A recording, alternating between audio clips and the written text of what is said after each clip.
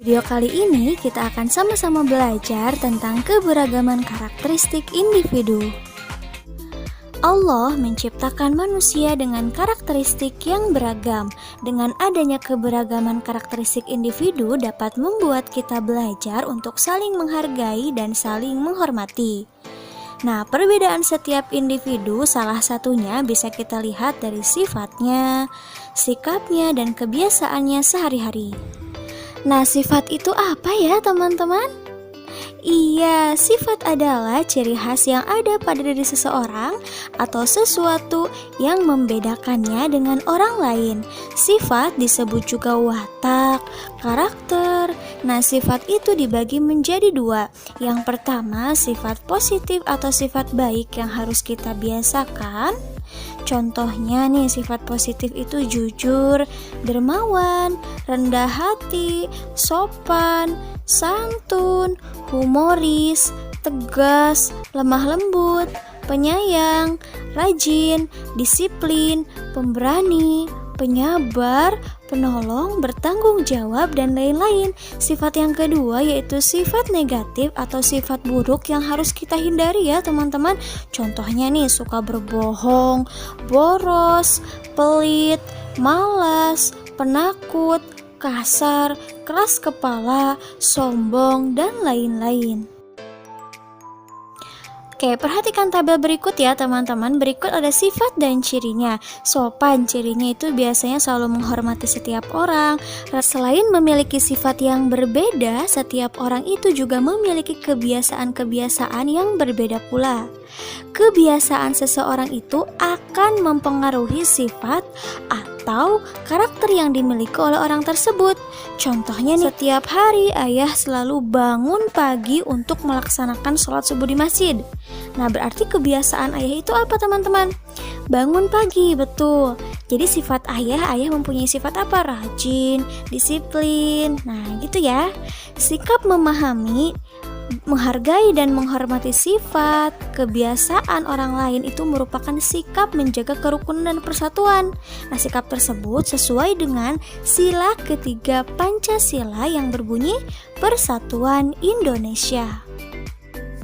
Dalam lingkungan pertemanan khususnya di sekolah, selain perbedaan sifat, sikap, dan kebiasaan, kita juga bisa menemui adanya perbedaan kemampuan dan keterampilan dari masing-masing siswa.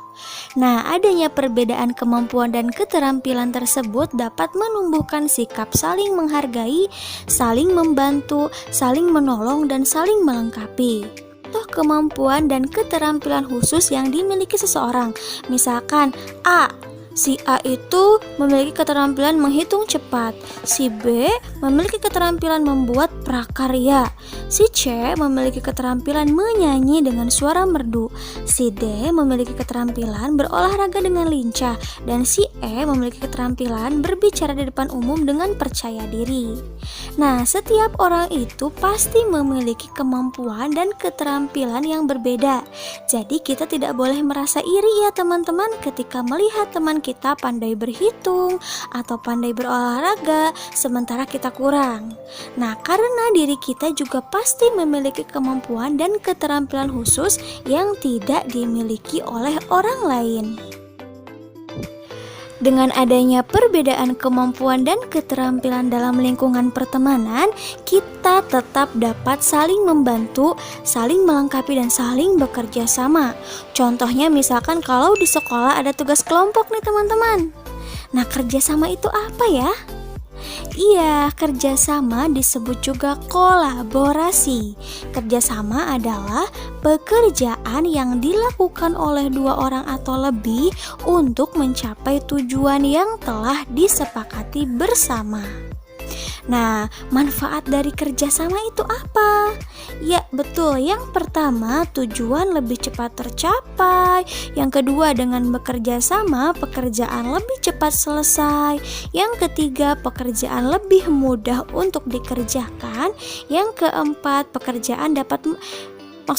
kerjasama dapat menumbuhkan sikap semangat persatuan. Dan yang kelima, kerjasama dapat melatih kita untuk menghargai pendapat orang lain.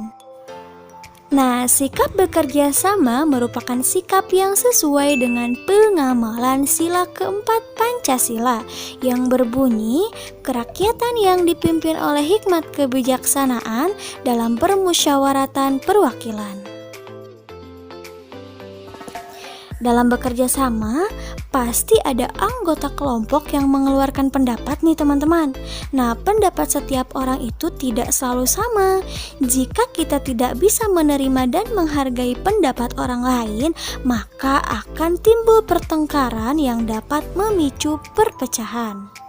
Tetapi jika kita bisa menerima dan menghargai perbedaan pendapat, maka hal tersebut akan memperkaya wawasan dan pengetahuan kita. Akibat positif dan akibat negatif adanya keberagaman atau perbedaan di lingkungan sekitar.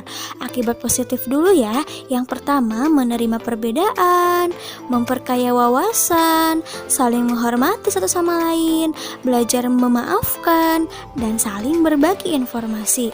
Sementara akibat negatif dari adanya keberagaman di lingkungan sekitar yaitu dapat menimbulkan perdebatan, memecah antar suku, memicu pertengkaran, berbeda pendapat, dan tidak mau bersatu. Perlu diketahui ya teman-teman, Indonesia itu terdiri atas berbagai suku bangsa yang memiliki adat dan kebiasaan yang berbeda. Nah, dasar negara Indonesia kita itu adalah Pancasila. Semboyan bangsa Indonesia itu Bhinneka Tunggal Ika, yang artinya berbeda-beda tetapi tetap satu jua. Nah, semboyan ini dapat kita temukan pada lambang negara Indonesia.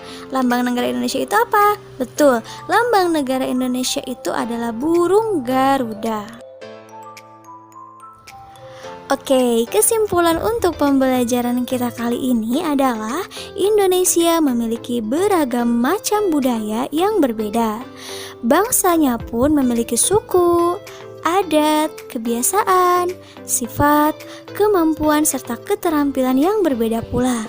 Namun, perbedaan-perbedaan tersebut harus mampu menjadikan bangsa Indonesia menjadi semakin kuat dan semakin bersatu. Oke, teman.